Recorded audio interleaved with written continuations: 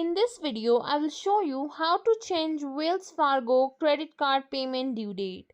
To do that, simply open Wells Fargo app or open up Chrome or any web browser. In the search bar, search for Wells Fargo. Click on the URL.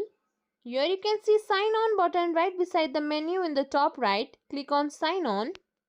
From here, put in your username and your password and click on sign on. Once you have logged into your account, click on this menu in the top right again. There you can find accounts. Click on it. After that, you have the option to select your credit card account. Click on the credit card.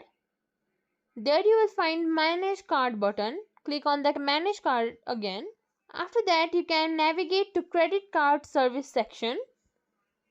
From there, you can change your payment due date. Choose the preferred date and simply click on save. And there are certain restrictions. You can only change your due date usually once in every 12 months.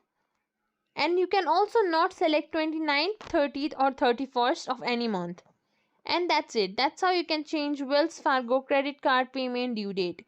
If you think this video is helpful, please like, share, subscribe to our channel and leave us a comment down below. Thank you for watching.